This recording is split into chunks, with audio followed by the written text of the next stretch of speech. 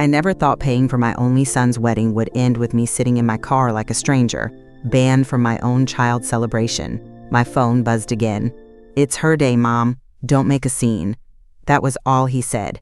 No call, no apology, just a text, like I was some nuisance to swat away. Inside, I could see the glowing chandeliers through the windows of the venue I paid for. I heard faint laughter, champagne glasses clinking. And I sat there, forgotten, invisible, in a world I had built for them. It started months earlier. Emily gushed over every detail. The silk tablecloths, the honeymoon in Italy, her Vera Wang gown. And every time, I signed the checks. It's a once-in-a-lifetime event, I told myself. He deserves a perfect day. Now that perfect day didn't have a place for me.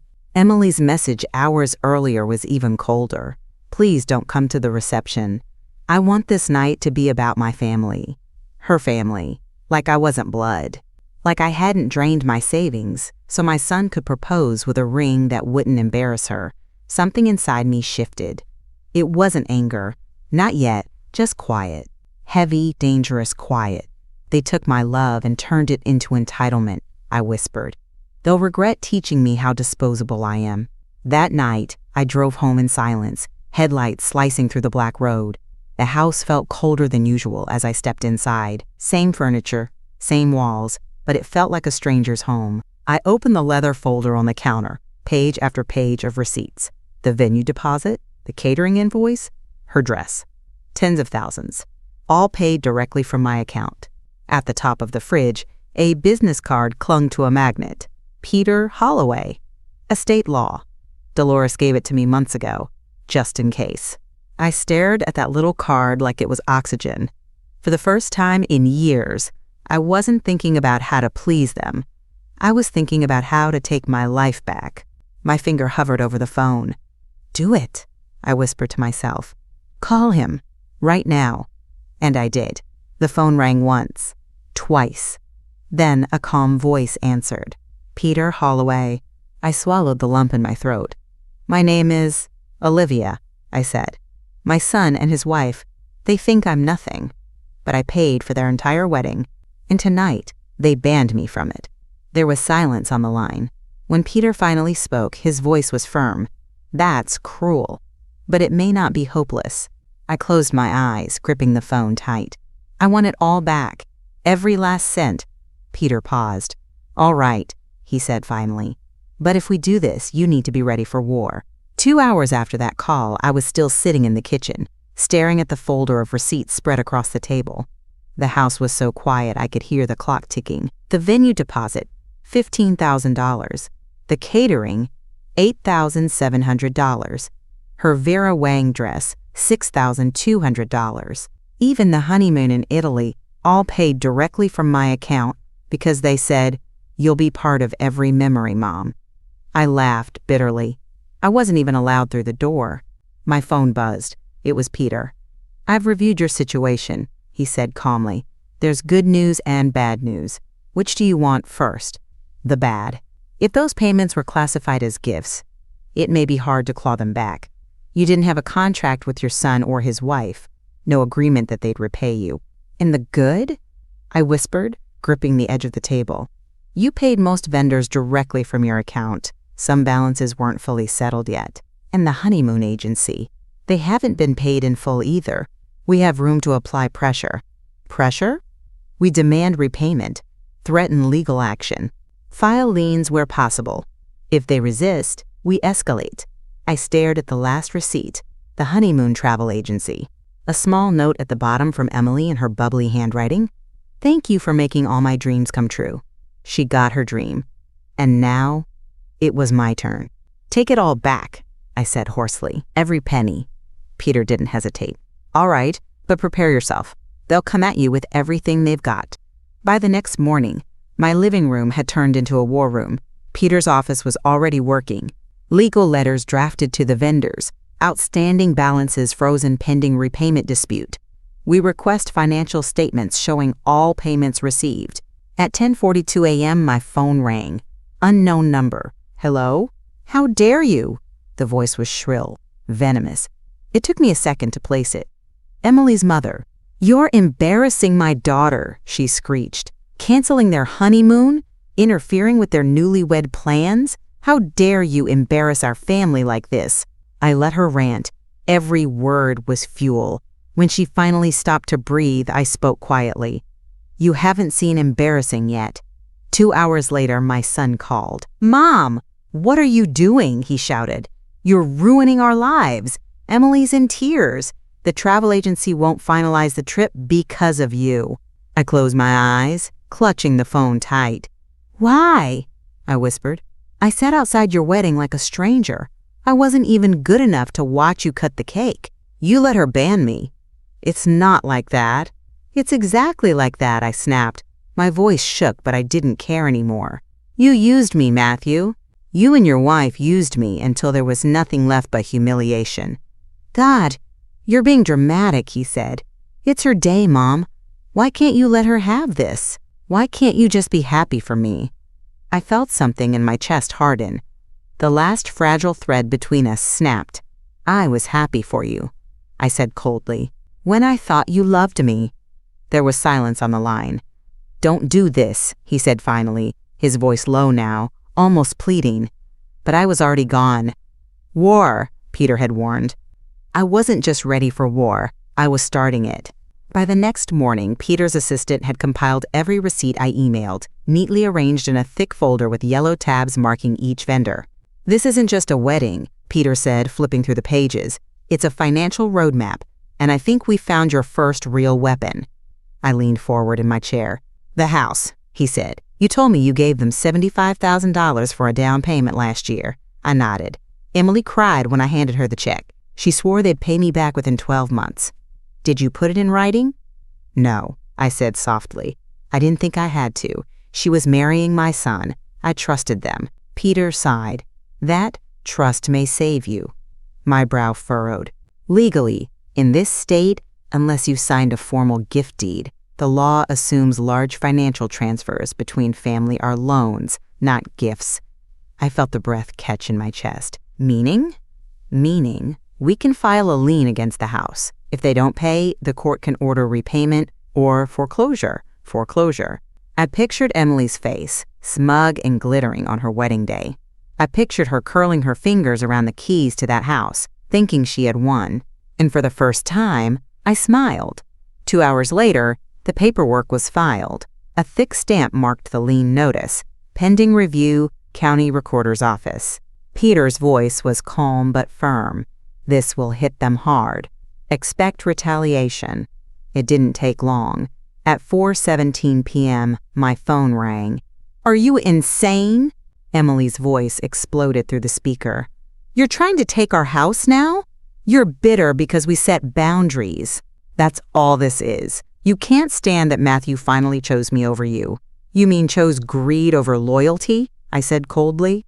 "Don't play the victim, Olivia," she snapped. "You're trying to destroy us." "Emily," I said quietly, "you destroyed yourself the day you taught my son to treat me like an ATM. I'm simply closing the account." The silence on the line was deafening. Then she hissed, "You'll regret this." Click. The next morning, Peter called with news. "They've hired a lawyer," he said. "They're claiming the house money was a gift, but don't panic. We've got documentation of the check and Emily's own text message from last year. We'll pay you back in a year, I swear." That's gold. As he spoke, my phone buzzed again. A new message from Matthew. "You're ruining everything. Please, Mom, stop this before it's too late." I stared at the words. Before it's too late. He still didn't get it. It was already too late.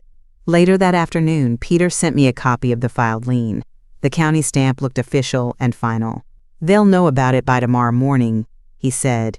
"Good," I replied, because when they saw that notice stapled to their front door, I wanted them to understand something clearly.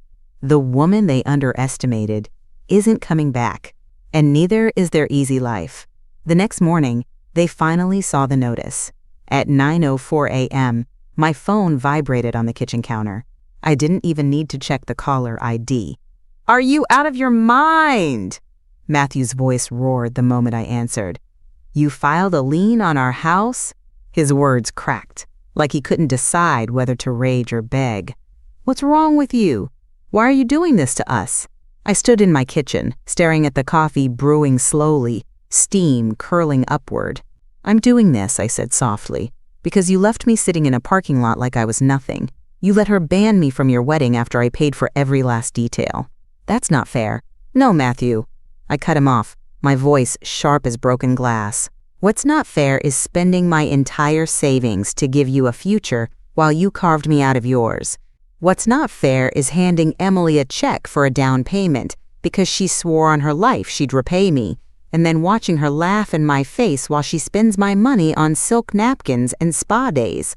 "You're twisting this," he shouted. "This was supposed to be about her. You're making everything about you." For a moment, I felt my hands tremble. But then I remembered the hours I spent in the car that night, staring at the glowing windows of their reception hall, my name nowhere on the guest list. "You're right," I said coldly. "This isn't about me anymore. It's about what I'm owed." "Mom," I hung up. 2 hours later, the messages started. "Emily first. You've gone too far. You're ruining your own family. You're pathetic. A bitter, lonely old woman trying to punish us for moving on." Then her mother. "How dare you humiliate my daughter this way? People are talking, the neighbors, the church. Everyone thinks you've lost your mind." The words rolled across my screen like poison, but I felt nothing. Not rage, not sadness, just clarity. They weren't angry because I hurt them. They were angry because, for the first time, I wasn't helping them. At 3:28 p.m., another knock rattled my front door. This time, I didn't have to guess. It was Matthew. I watched through the peephole as my son, the boy I once rocked to sleep every night, stood on my porch, fists clenched, chest heaving. "Mom, open the door," he shouted. When I didn't move, he pounded again. "I just want to talk." Slowly, I unlocked the door and stepped into the doorway. Matthew's face softened slightly when he saw me, but I could still see the rage in his eyes. "Why are you doing this?" he asked, his voice cracking. "Why are you tearing us apart?" "We're family, family," I repeated, tasting the word like ash in my mouth. "You let your wife ban me from your wedding. You let her send a text to tell me I wasn't welcome after I paid for the whole thing. You let me sit in my car all night, watching strangers toast to your happiness while I cried in the dark. That's not what this is about." "That's exactly what this is about," I snapped, stepping closer. "I gave you everything, Matthew. My money, my time, my love, and you treated me like an inconvenience the moment I stopped being useful." Tears welled in his eyes.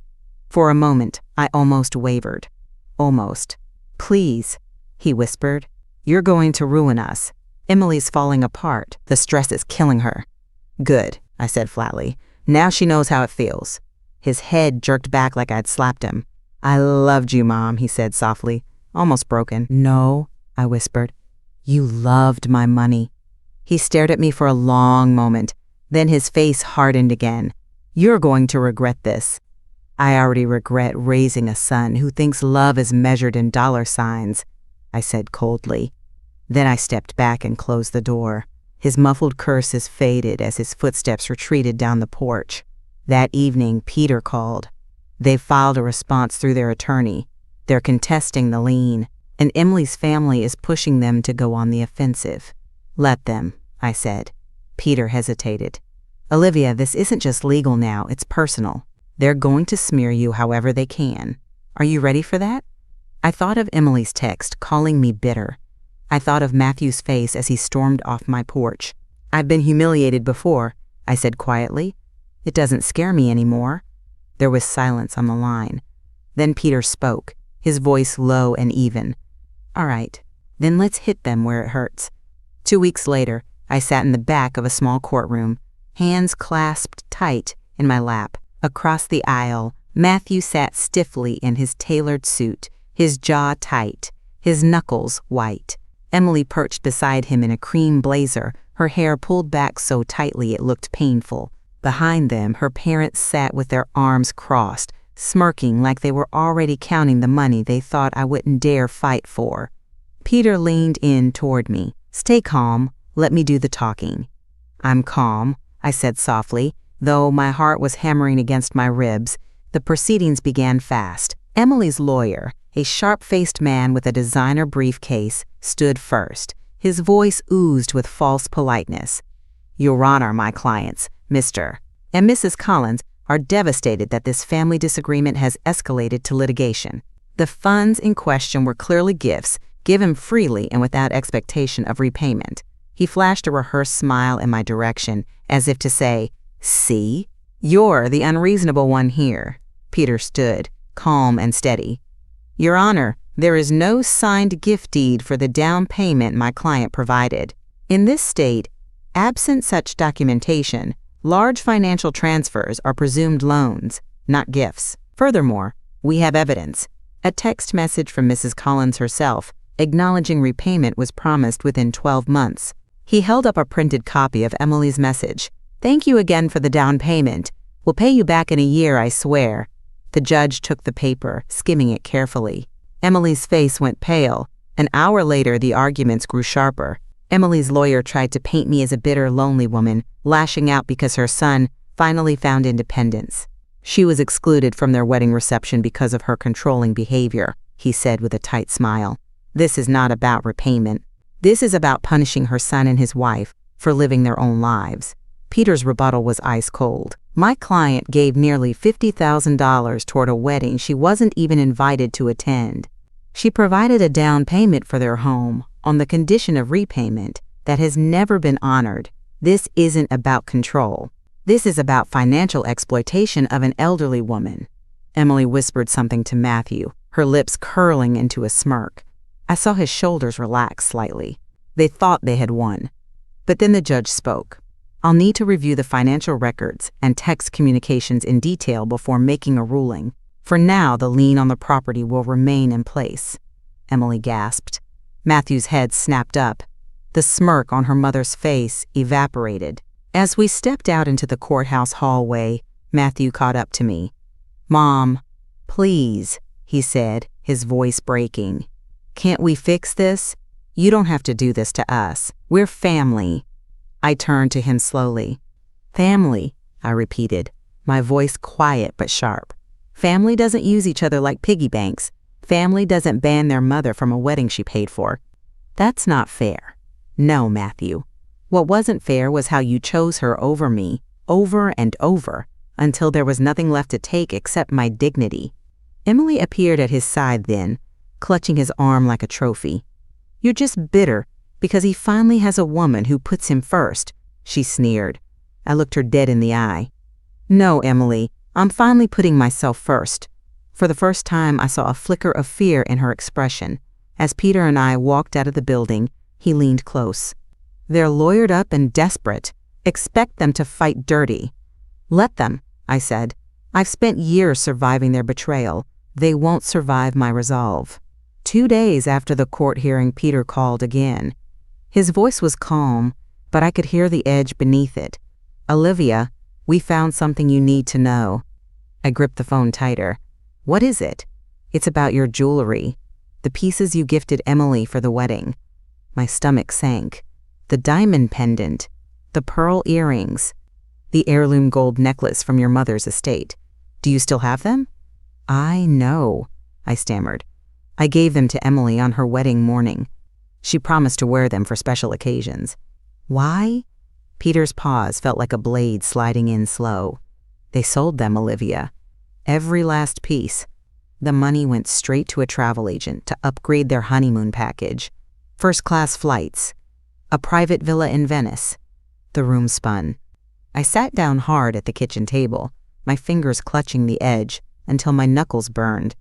"They weren't theirs to sell," I whispered. "I know," Peter said softly. "We can press criminal charges. Theft, conversion of assets, it's your call." I closed my eyes. That gold necklace had belonged to my mother. She'd worn it every Sunday to church. I remembered her warm hands fastening it around my neck on my wedding day. "Someday, pass this to your son's wife," she had said, smiling. A symbol of trust. And I had.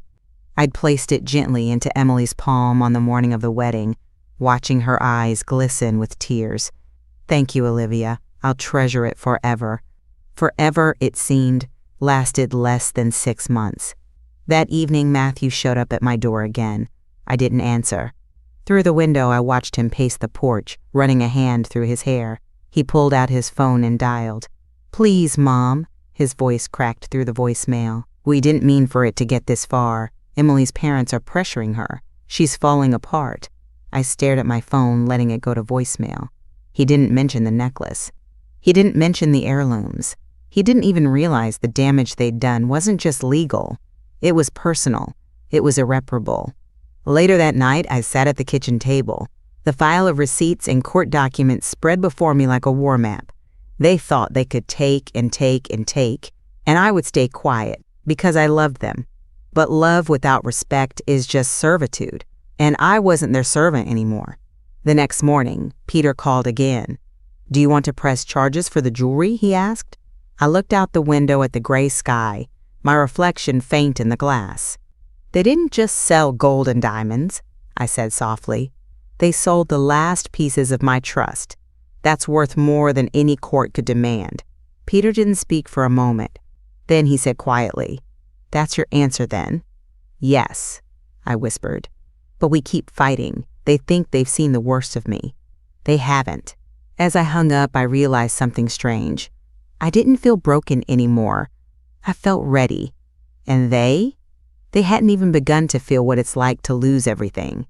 I didn't need to imagine the sound Emily made when she discovered her accounts were frozen. I could hear it in my head perfectly, a sharp, high-pitched wail like glass shattering. Peter called me at 7:13 a.m. His tone was calm, almost clinical. "We've filed the injunction. Their joint accounts are frozen pending litigation. Credit cards, too." "Good," I said softly, staring out the window as the morning sun crept across my lawn. "They'll feel this immediately," he added. "Groceries, bills, subscriptions. They won't be able to buy a latte without running into the block." I imagined Emily's manicured fingers hammering her phone screen, her voice rising in panic as her perfect little world cracked open. It was almost enough to make me smile. By noon, the first sign of their collapse came. Matthew's car screeched into my driveway, tires grinding against gravel. I didn't move. I stayed in the living room, half hidden behind the curtains, heart pounding but hands steady. He stormed up the steps and pounded on my door so hard the frame rattled. "Mom!" "Open the door," he shouted. I stayed silent. "Mom, I know you're in there. Don't do this to us. You're destroying our lives." Our lives, I thought bitterly. Funny how they were never our lives when they left me sitting in a parking lot like a stray dog. Matthew's fist slammed against the wood again. "Emily's crying nonstop. We can't pay our bills. The bank said there's a hold on everything because of you." Still, I didn't move. Through the thin curtain, I could see his face, red, contorted, wild with panic. "You're killing us!" he screamed. A neighbor's front door opened across the street. Mrs. Hendricks peeked out, her eyes wide as she took in the scene. "Mom, open this damn door right now," Matthew shouted, his voice breaking. But I didn't. I just stood there in the shadows, watching quietly. This was the same son who hadn't called me once during the wedding planning, except to ask for money. The same son who let his bride text me like I was a nuisance instead of his mother. Now he was the one begging. After 5 minutes of screaming, Matthew's rage turned cold. "You're nothing but a bitter old woman," he shouted. "You'll die alone, and no one will care." Then he kicked my trash can over and stormed back to his car. The engine roared as he sped away, leaving tire marks on the street. I didn't flinch. That evening, Peter called. "They're spreading lies online," he said carefully. "Emily's family is posting on Facebook, saying you're a narcissist, that you abandoned Matthew when he was a child, that you're just doing this for attention." "I expected that," I said. "They're trying to paint you as unstable. We'll respond if it escalates, but my advice? Stay silent. Let them talk. They'll bury themselves." As Peter spoke, I scrolled through old photos on my phone. Matthew at 6 years old, holding up his first art project. Matthew at 16, grinning next to the car I bought him. Matthew at 22, beaming at his college graduation, the tuition I paid for, still a weight on my shoulders. And now, Matthew at 30, screaming on my porch because I wouldn't let him bleed me dry anymore.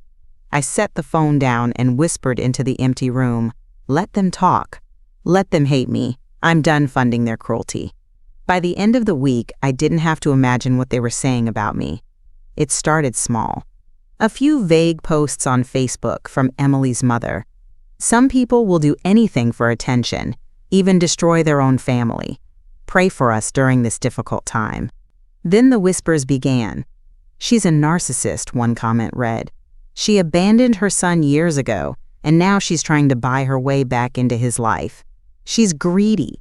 She's suing her own child because she's lonely." The words spread like wildfire, shared by Emily's cousins, her friends, even people I'd never met. I didn't recognize this version of me they had created, a monster in pearls, clutching her checkbook, hell-bent on ruining her son's happiness. At first, I told myself it didn't matter, that these strangers didn't know me. But at 2:13 a.m., I found myself scrolling through the comments anyway, each one hitting like a stone. The next morning, I couldn't eat. I couldn't even bring myself to make coffee. My phone buzzed on the counter. Dolores. "Liv, don't look at any of that garbage online," she said firmly. "They're desperate. You're winning, and they know it." "I'm not winning," I whispered. "I'm losing him." There was silence on the line. "You're not losing him," Dolores said softly. "You lost him a long time ago. This is just you finally seeing it." That afternoon, Peter called. "They're trying to bait you, Olivia," he said calmly. "Don't respond. Don't post. Don't call them. Let them scream into the void." "I don't care what strangers think," I said quietly. "But Matthew, my own son, does he really believe this?" Peter sighed. "I don't know. But you need to prepare yourself for the possibility that he does." That night, I sat alone in the living room, the house lit only by the soft glow of a single lamp. I pulled out an old photo album from the shelf. Matthew, at 2 years old, grinning with cake smeared across his cheeks. Matthew at 8, holding my hand on his first day of school. Matthew at 18, in a cap and gown, smiling so wide it made my heart ache. Tears blurred the images. "Where did I lose you?" I whispered into the quiet. As if on cue, my phone rang. Peter's name lit up the screen. "Good news," he said the moment I answered. "The judge has ruled." I held my breath. "Olivia, we won." The courthouse smelled faintly of old paper and disinfectant. I sat at the long oak table, my fingers laced tightly in my lap. Across the aisle, Matthew refused to look at me. His suit was immaculate, his hair perfectly styled, but his foot tapped nervously against the floor. Emily sat beside him, her arms crossed like she was trying to hold herself together. Even from here, I could see the fury in her eyes. Behind them, her parents whispered to each other, their smug expressions already cracking. Peter leaned toward me. "Stay calm. Let the ruling land before you react." "I'm calm," I murmured, though my pulse thundered in my ears. The judge entered, robes billowing as she settled behind the bench. "This court has reviewed all financial records, text communications, and affidavits in the matter of Gardner versus Gardner-Collins," she began. My hands gripped tighter. "The evidence shows that the plaintiff," she nodded toward me, "provided significant funds toward the defendant's wedding and down payment for their home." Emily's lawyer stood abruptly. "Your Honor, these funds were gifts, freely given." The judge cut him off with a sharp glance. "I've seen no signed gift deed or any documentation stating the funds were unconditional. On the contrary, there are multiple messages from Mrs. Collins acknowledging repayment." Emily shifted in her seat. Matthew's jaw clenched. "Therefore," the judge continued, her voice even but firm, "I rule in favor of the plaintiff. The defendants must repay the down payment loan in full within 60 days. Any unsold heirlooms must be returned to Mrs. Gardner immediately." A strangled sound escaped Emily's throat. "The lien on the defendant's home will remain in place until the debt is repaid. Failure to do so will result in foreclosure proceedings. The gavel struck the bench like a gunshot. Court adjourned. Emily broke first. She buried her face in her hands and let out a low, guttural sob. Matthew reached for her, but she shoved his hand away. "This is all your fault," she hissed, loud enough for half the courtroom to hear. "You said she'd never fight us." He flinched, his shoulders sagging as her parents hovered behind them, their earlier arrogance replaced by pale, tight-lipped silence. As I stood to leave, Matthew looked up, just for a moment. Our eyes met.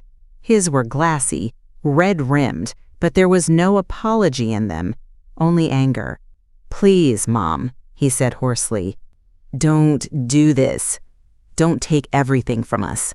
I stared at him, my heart hammering in my chest.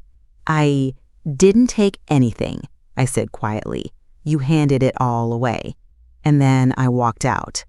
On the courthouse steps, Peter joined me, his briefcase in hand. "That was the first battle," he said. "They have 60 days. If they don't pay, we take the house." I nodded, the weight in my chest shifting, not gone, but lighter somehow. Behind us, the courthouse doors slammed open. Emily's voice rang out. "She's a monster. She'll die alone, and no one will care." Peter put a hand on my shoulder. "Don't turn around. Don't give them the satisfaction." So I didn't. I kept walking. However, later that day, it started with a knock. Not the angry pounding fists I'd grown used to. This time, it was softer, hesitant. Through the peephole, I saw Matthew standing there. His suit was wrinkled, his hair disheveled. He didn't look like the polished man Emily had molded. He looked like the boy I raised, the one who scraped his knees on the driveway and cried for his mother. "Mom," he said when I opened the door a crack. His voice was raw, frayed at the edges. "Please, don't do this." I didn't answer. He sank to his knees on my porch. "I'm begging you," he whispered, tears streaking his face. "Emily and I, we're drowning. The house is about to be taken. We have nowhere to go. Please, just give us one more chance." I stared down at him, my heart pounding. Once I would have melted at this sight. Once I would have reached for him, forgiven him, opened my door wide and invited him back in. But that version of me didn't exist anymore. "I gave you everything," I said, my voice calm but cold. Matthew flinched. "I gave you my time, my money, my love. I paid for your education, your first car, your wedding, your home. I sacrificed pieces of myself to make sure you never had to struggle." He sobbed quietly, his shoulders shaking. "And how did you thank me?" I continued. "You let her shut me out of your life. You let her ban me from your wedding reception and didn't even have the courage to call me yourself. You let her sell my mother's necklace for a honeymoon upgrade. Mom, I didn't know." "You knew," I said sharply. "You knew what she was doing, and you let her. You chose her over me every single time." His head dropped forward.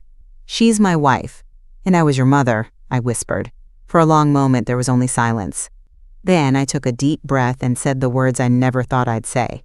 "I'm done, Matthew." His head jerked up, eyes wide with panic. "Mom, please, don't say that. Don't give up on me." But I didn't flinch. Slowly, I closed the door. The latch clicked into place like a final nail in a coffin. Through the thin wood, I heard him wail softly, "I'm still your son." 2 weeks later, the foreclosure notice went up on their front door. I didn't have to see it to know. Peter called to confirm. They didn't repay within the deadline. The house is being seized. They'll have to vacate within 30 days, he added. "Do you want me to notify you when it happens?" "Yes," I said quietly. "I want to see it with my own eyes." The day of their eviction, I parked across the street in my car. The air was crisp, the sky gray and heavy. I watched as Matthew and Emily stumbled down the front steps, lugging boxes and garbage bags. Emily's perfect hair was tangled, her eyes swollen from crying. Matthew trailed behind her, shoulders slumped, face pale and hollow. The same neighbors who had once attended their housewarming party now stood in doorways, watching silently as the sheriff locked the door behind them. Emily's parents didn't come to help. They'd stopped returning her calls weeks ago. No one came. As they loaded the last of their things into the back of a battered minivan, I felt a single tear slip down my cheek. Not for them. For the boy I once rocked to sleep. For the son I had lost long before this war even started. I started the engine and whispered to the empty car, "Being alone is better than being used." Then I drove away without looking back.